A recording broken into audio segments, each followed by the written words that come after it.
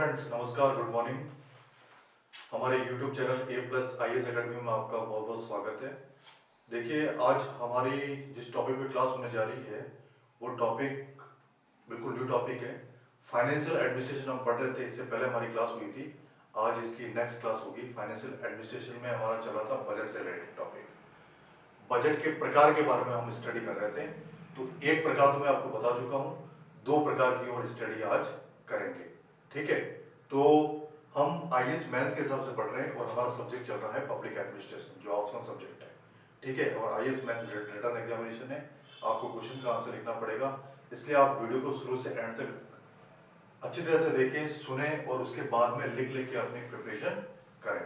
ठीक है, तो आज जो टॉपिक है हमारा बजट के प्रकार, बजट में सेकंड प्रकार हम पढ़ेंगे और इसकी स्टडी में मैं बिंदुवार चर्चा करूंगा। आपको एक एक चीज में सही तरीके से डिस्क्राइब करूंगा, अच्छी तरह से इसको एक्सप्लेन करूंगा।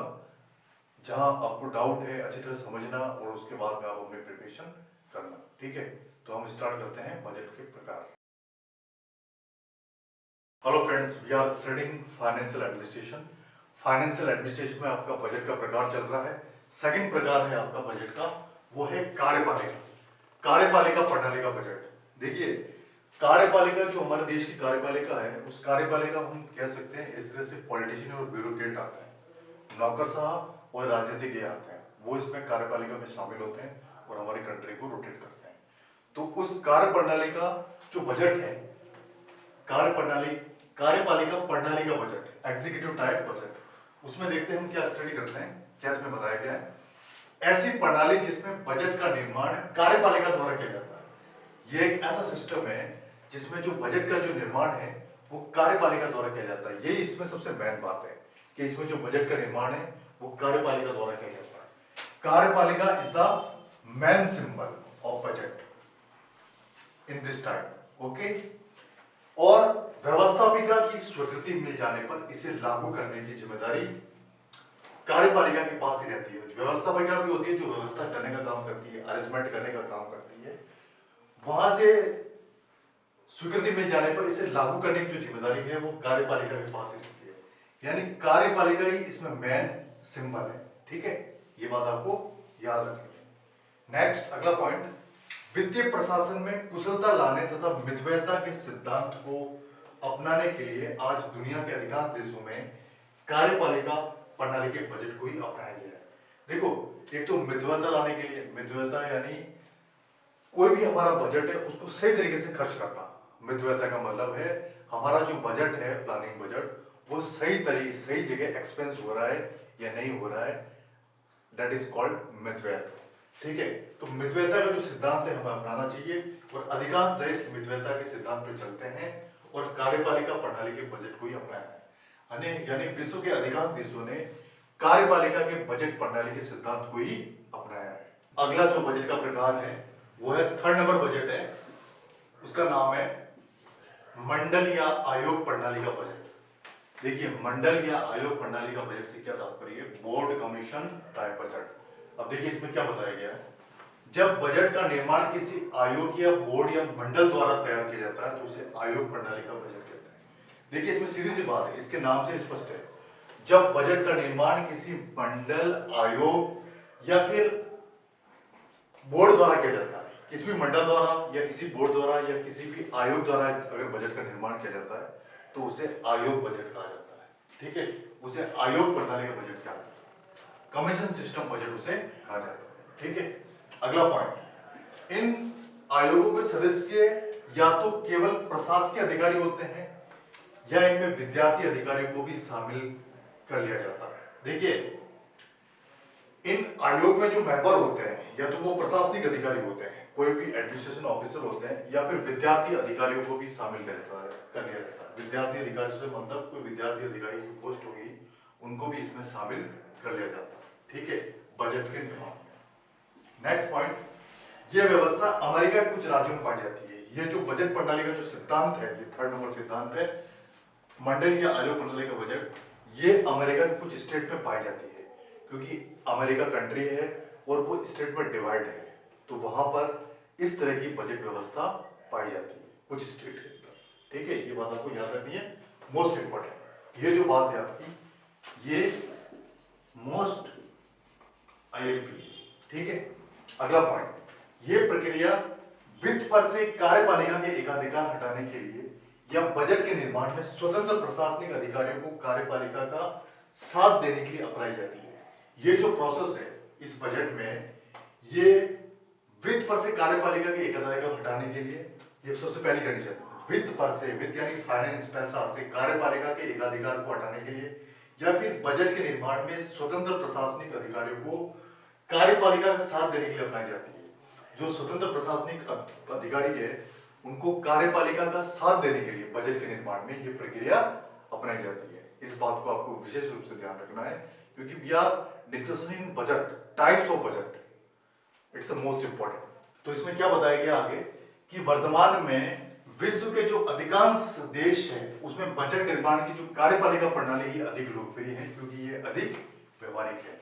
देखिए, कार्यपालिका वाला जो सिस्टम है, कार्यपालिका जो सिस्टम है बजट का, वही विश्व के अधिकांश देशों में लोकप्रिय है, क्योंकि वो अधिक व्यवहारिक है। व्यवहारिक का मतलब इसका जो प्रोसेस है बहुत ही सरल है, आसान है और बहुत अच्छी तरह से इसमें कोई भी चीज एक्सप्लेन की जाती है, इसलिए विश्व के अधिकांश देशों ने इस सिस्टम को अपनाया है। ठीक है, अगला पॉइंट, तथा बजट प्रस्तावों के क्रियान्वयन की दृष्टि से इस प्रणाली को ही अधिक रचनात्मक कहा जा सकता है। जो बजट हम प्रस्तुत करते हैं फिर उसका इंप्लीमेंटेशन होता है बजट का संसद में, उसके बाद उस बजट इंप्लीमेंटेशन होने के बाद में इस प्रणाली को ही अधिक रचनात्मक कहा जा सकता है। रचनात्मक इसलिए क्योंकि ये हर तरीके से सूटेबल है, हर तरीके से लोगों के कल्याण के लिए ये सूटेबल सिस्टम है बजट। ठीक है, तो ये जो तीन प्रकार मैंने बताए हैं आपको बजट को, फर्स्ट, सेकंड, थर्ड, ये तीनों प्रकार कंप्लीट हो चुके हैं।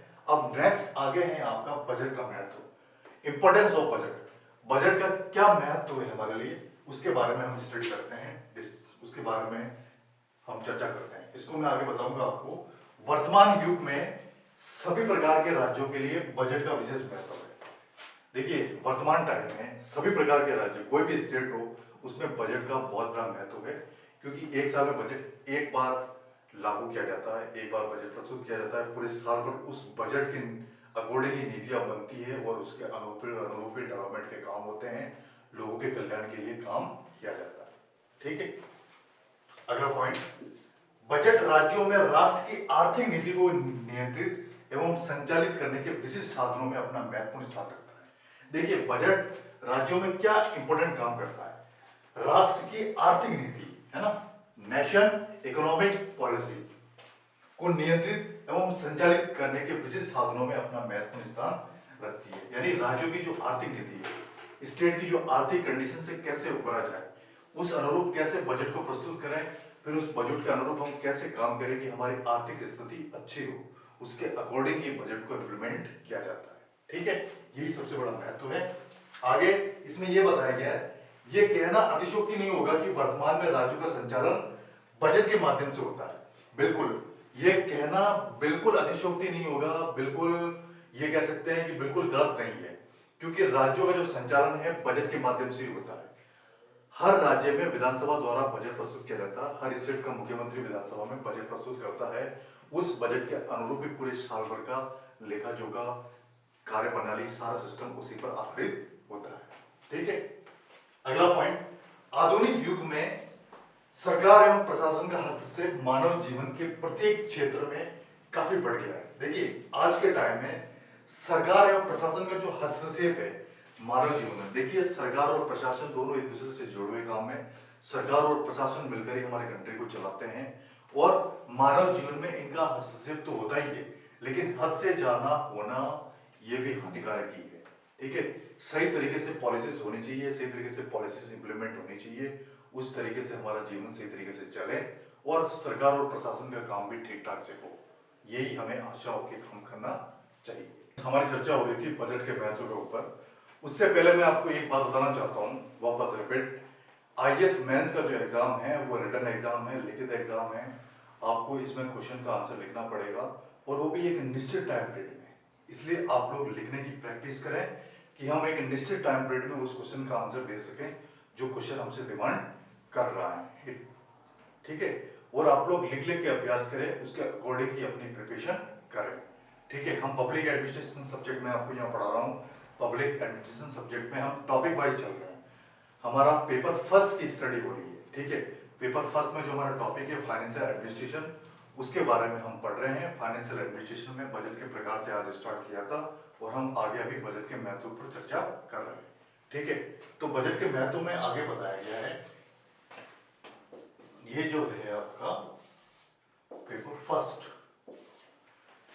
देखिए, लोक कल्याणकारी राज्यों की अवधारणा के परिणाम स्वरूप राज्य के कार्यों में वृद्धि हुई है। जो लोक कल्याणकारी राज्य हैं, हर स्टेट लोक कल्याणकारी होता है। लोक कल्याणकारी मतलब लोगों के कल्याण के लिए काम करने वाला स्टेट, ठीक है। लोगों के कल्याण के काम करने वाली अवधारणा के परिणाम स्वरूप राज्य के कार्यों में वृद्धि हुई है। वर्तमान में राज्य के कामकाज अच्छा चलने लगा है, राज्यों के कार्यों में वृद्धि हुई है, राज्यों में विकास अच्छा होने लगा है, इससे तात्पर्य यही, ठीक है। नेक्स्ट आगे, सरकार के कार्यों का विस्तार व्यक्ति के जीवन के लगभग सभी पहलुओं में प्रवेश कर गया है। सरकार के जो कामकाज होते हैं, सरकार के कामकाज का विस्तार है व्यक्ति के जीवन के प्रत्येक क्षेत्र में वो पहुंच गया है, यानी व्यक्ति के जीवन के हर क्षेत्र में वो अफेक्टेड करता है। सरकार का कामकाज ऐसा हो जिससे व्यक्ति हर तरीके से लाभान्वित हो सके, ठीक है। ये सरकार की एटीट्यूड होता है, सरकार का ऐसा ही कामकाज होता है, सरकार का ऐसा ही रवैया होता है, ठीक है।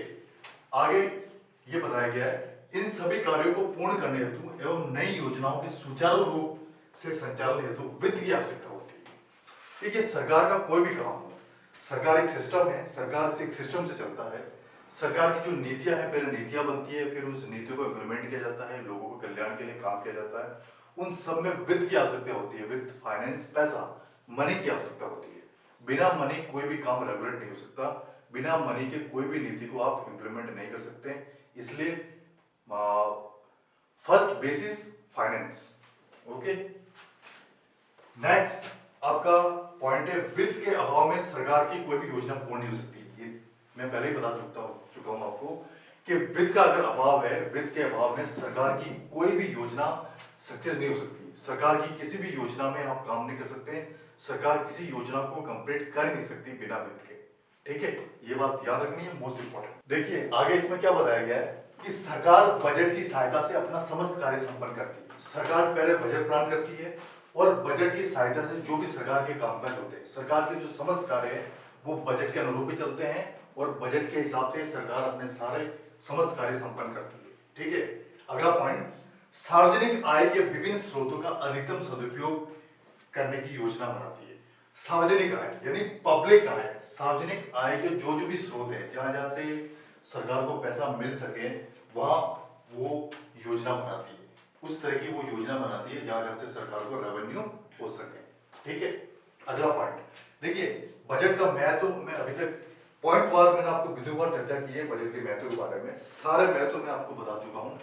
आगे बजट के महत्व पर विभिन्न विद्वानों ने अपना प्रकाश डाला है। अलग अलग विद्वानों ने बजट के महत्व पर अलग अलग बातें कही हैं, तो उस बातों का हम स्टडी करते हैं कि किस विद्वान ने क्या बात कही है, ठीक है। कि जो बजट का इंपॉर्टेंस है उसके ऊपर विभिन्न विद्वानों ने अपना अपना स्टेटमेंट पास किया है। तो अलग अलग विद्वान का अपन अलग अलग स्टेटमेंट पढ़ते हैं। उसमें जो सबसे पहले विद्वान है ब्रिटिश प्रधानमंत्री ग्लैडस्टन।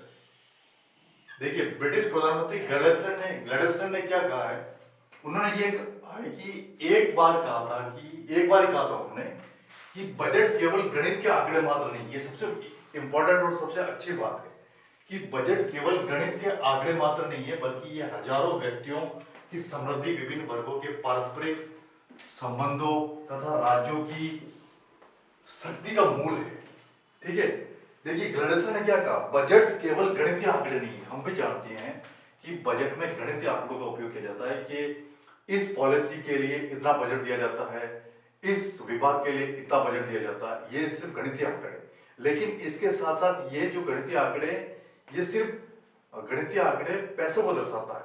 फिर आगे इसका जो काम है वो व्यक्तियों के कल्याण के लिए काम होता है, व्यक्तियों के समृद्धि के लिए काम होता है। जो भी योजनाएं बनती है बजट में, वो लोगों के कल्याण के लिए काम करती है, ठीक है। ग्लैडस्टन ने ये कहा और ये इसका मूल रूप है, ठीक है। आगे है नेक्स्ट स्कॉलर है एलन विलियम्स। नेक्स्ट विद्वान है एलन विलियम्स। उन्होंने क्या कहा, उन्होंने बजट के बारे में ये कहा कि आजकल बजट सरकार की आर्थिक नीति को प्रस्तुत करने एवं क्रियान्वित करने का केंद्रीय बिंदु है। ठीक है, बजट को क्या कहा है, आर्थिक नीति को प्रस्तुत करना है। इन्होंने सिर्फ ये कहा है कि बजट सिर्फ आर्थिक नीति को प्रस्तुत करता है कि इस स्टेट की आर्थिक नीति ये है, इस आर्थिक नीति से हमें उबरना है। अभी जो हमारी वर्तमान टाइम है, जो प्रेजेंट टाइम है, जो हमारी इकोनॉमिक कंडीशन है, उस इकोनॉमिक कंडीशन से उबरकर हम कैसे अपने आप को अच्छी तरह से सेटल कर सकते हैं, कैसे हम अपनी इकोनॉमिक कंडीशन को सुधार कर सकते हैं, इसके ऊपर ही हमने प्रकाश डाला है। ठीक है, और इसको केंद्रीय बिंदु कहा है। आगे बजट के बारे में ये बताया गया है, बजट किसी राष्ट्र की वित्तीय स्थिति के दर्पण, दीपक और दिग्द्योतक यंत्र का कार्य करता है। देखिए, बजट है जो किसी भी राष्ट्र की एक तो फाइनेंशियल कंडीशन को दर्शाता है, फाइनेंशियल कंडीशन क्या है उसके बारे में बताता है। एक दर्पण, दीपक और दिग्द्योतक यंत्र, ये उदाहरण देके बताया गया है कि बजट कैसे दर्पण की तरह काम करता है, दर्पण यानी कांच, दीपक की तरह कैसे काम करता है और दिग्द्योतक यंत्र की तरह कैसे काम करता है, इसको बजट से जोड़कर बताया गया है। ठीक है, आगे बताया गया है कि बजट प्रशासकीय नियंत्रण का एक प्रभावशाली क्षेत्र है।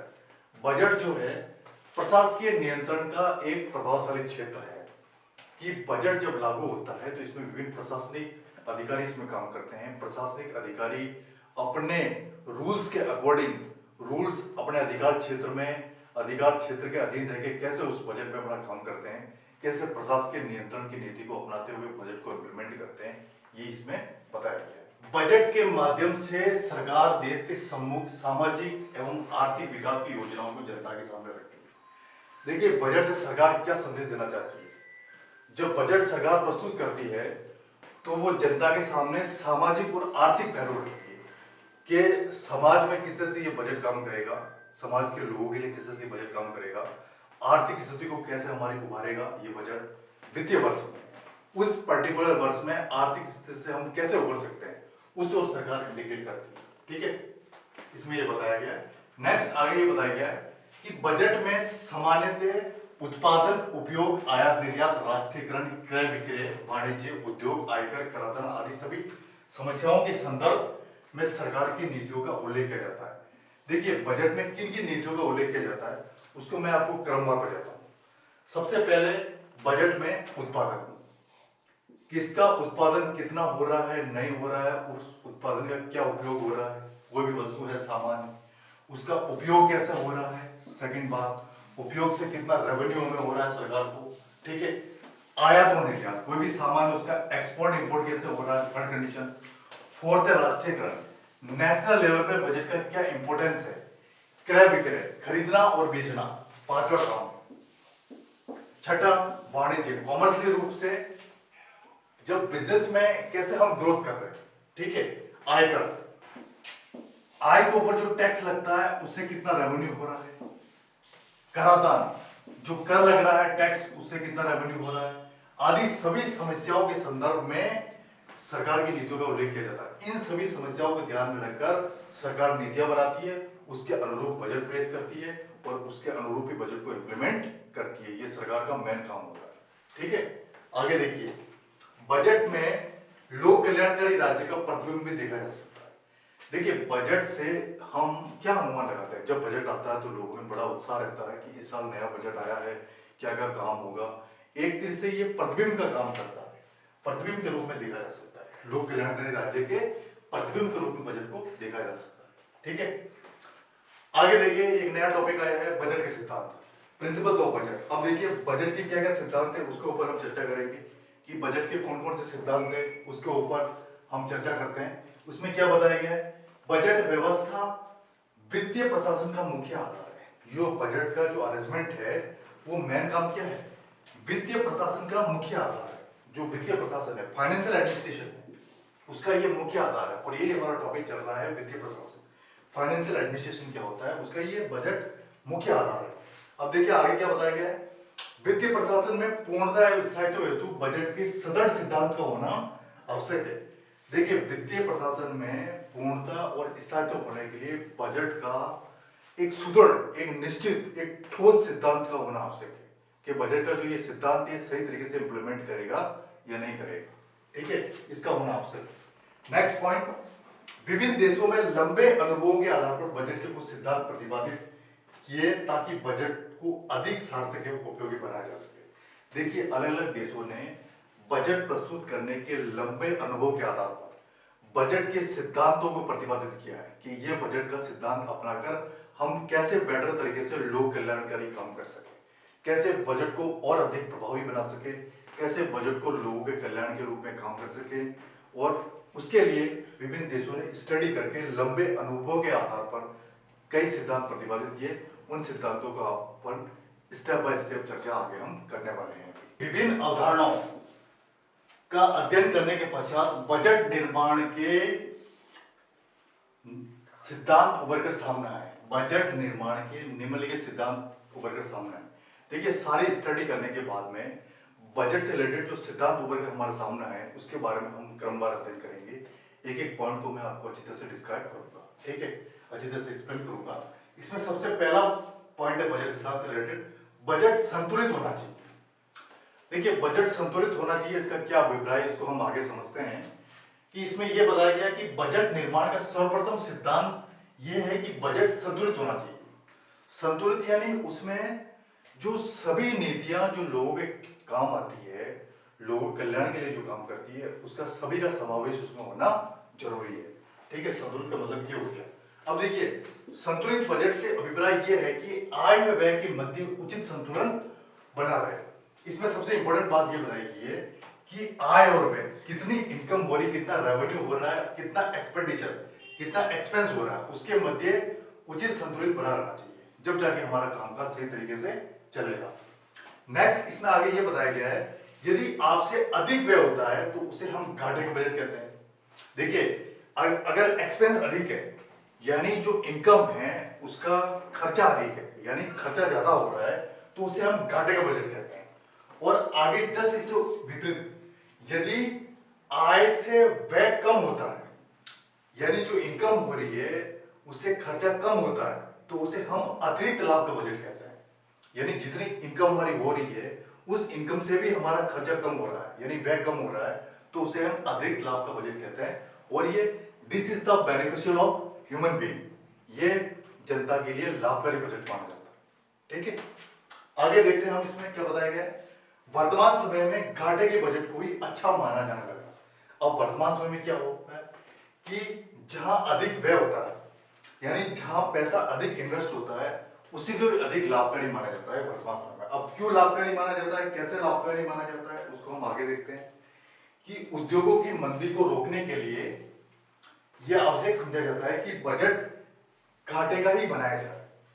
उद्योग है जो हमारे उद्योग धंधे हैं, उनकी मंदी को रोकने के लिए, उद्योगों में जब मंदी आ जाती है उस मंदी को रोकने के लिए बजट घाटे का ही बनाया जाए। यानी जब बजट घाटे का बनाया जाएगा तो उनकी मंदी होगी नहीं, उद्योग धंधे अच्छी तरह से चलेंगे, इससे ये तात्पर्य है। नेक्स्ट आ गया आपका सेकंड सिद्धांत क्या है, आय व्यय का अनुमान वास्तविकता पर आधारित होगा। देखो, आय व्यय का जो अनुमान है, इनकम आ रही है और जा रही है, उसका जो उसका जो रिकॉर्ड है ना वो वास्तविकता पर आधारित होना चाहिए। ठीक है, ये है इसमें। अब इसमें क्या समझाया गया है कि बजट के इस सिद्धांत में आय और व्यय के अनुमान को यथार्थता पर आधारित होना चाहिए, वास्तविकता पर आधारित होना चाहिए। आय और व्यय का जो एस्टिमेटेड अनुमान है वो वास्तविकता पर आधारित होना चाहिए। नेक्स्ट पॉइंट, बजट निर्माण के समय वास्तविक आय के रूप में प्राप्त होने वाली धनराशि को ध्यान में रखा जाना चाहिए। देखिए, जब बजट हम प्लान करते हैं तो वास्तविक रूप से कौन सी आय हमें अधिक हो रही है, कौन सा रेवेन्यू हमें ज्यादा मिल रहा है और वो वास्तव में मिल रहा है, उसका अधिक ध्यान रखा जाना चाहिए कि जिस नीति को इम्प्लीमेंट करने से वो हमें बजट ज्यादा प्राप्त हो रहा है यानी रेवेन्यू ज्यादा मिल रहा है, उसका हमें ध्यान रखा जाना चाहिए ज्यादा। ठीक है, साथ ही वास्तविक व्यय का भी ध्यान रखा जाना चाहिए। देखो, आय का तो हम ध्यान रखते हैं, लेकिन वास्तविक व्यय, वास्तविक रूप से जो खर्चा हो रहा है उसका भी हमें ध्यान रखा जाना चाहिए। जब जाके दोनों में बैलेंस बना रहेगा और एक उचित तरीके से सरकार रोटेट होगी और लोगों का कल्याण होगा, लोग संतुष्ट होंगे आपसे, ठीक है, आपके काम से। नेक्स्ट, बजट ने तो बहुत अधिक आशावादी होना चाहिए और नए अधिक निराशावादी होना चाहिए। देखिए, सबसे स्टार्टिंग में बता दिया मैंने कि बजट संतुलित होना चाहिए, न तो आशावादी होना चाहिए ज्यादा, न निराशावादी होना चाहिए, बिल्कुल संतुलित बजट होना चाहिए। आय और व्यय का जो सिस्टम है उसमें बिल्कुल संतुलित होना चाहिए। ठीक है, नेक्स्ट हम आगे देखते हैं इसमें क्या बताया गया है। जैसे उदाहरण के रूप में कभी कभी ये मान लिया जाता है कि इस वर्ष अच्छे मानसून पर आधारित करके व्यवस्था करना गलत है, क्योंकि यदि वर्षा पूरी नहीं हो, अतिवृष्टि हो जाए तो बजट की सारी व्यवस्था गलत हो जाएगी। देखिए कभी कभी ये एस्टिमेटेड अनुमान लगाया जाता है कि इस वर्ष वर्षा अच्छी होगी तो किसान लोग अच्छा काम करेंगे तो वो रेवेन्यू अच्छा आएगा, वो मंडी में बेचेंगे, उनको अच्छी कीमत मिलेगी। लेकिन अगर अच्छी वर्षा नहीं हुई, अतिवृष्टि हो गई, अकाल पड़ गया, तो फिर आप क्या करोगे, जस्ट उसका उल्टा हो जाएगा, यानी हमें निराशावादी होना पड़ेगा। इसलिए सरकार को संतुलित बजट करके चलना चाहिए, संतुलित निर्माण बजट का करके फिर चलना चाहिए। ठीक है, देखिए आज मैंने हर टॉपिक को आपको अच्छे तरह से डिस्क्राइब किया है। फाइनेंशियल एडमिनिस्ट्रेशन में हमने आगे स्टडी की बजट के प्रकार के बारे में, बजट के प्रकार से स्टार्ट किया, बजट के सिद्धांत तक हम चल रहे हैं। ठीक है, आज के इस वीडियो में मैंने आपको ये बताया कि बजट के क्या क्या सिद्धांत है, दो सिद्धांत जो शेष रह गए उनके बारे में हमने चर्चा की, फिर बजट के प्रकार के बारे में, सॉरी बजट के प्रकार जो दो प्रकार शेष रह गए उनके बारे में चर्चा की, बजट के जो सिद्धांत है उनके बारे में हमने चर्चा की डिटेल। तो मुझे आशा है कि आपने वीडियो को शुरू से एंड तक अवश्य अच्छी तरह से देखा होगा, सुना होगा, उसके बाद में अपनी प्रिपरेशन की होगी। ठीक है, यदि आपको वीडियो पसंद आए तो उसको लाइक, सब्सक्राइब, शेयर करें, और आपका कोई क्वेश्चन है तो आप कमेंट बॉक्स में जाकर क्वेश्चन कर सकते हैं, आपको हर क्वेश्चन का आंसर दिया जाएगा, वो भी इस टॉपिक से रिलेटेड। ठीक है, public administration IAS point of view बहुत ही अच्छा और इंटरेस्टिंग सब्जेक्ट है, इसलिए आप अच्छी तरह से प्रिपरेशन करें, मेहनत करें और अपना लक्ष्य अचीव करें। ठीक है, आज का ये वीडियो मैं यही समाप्त करता हूँ। नेक्स्ट वीडियो नई क्लास के साथ फिर मिलेंगे।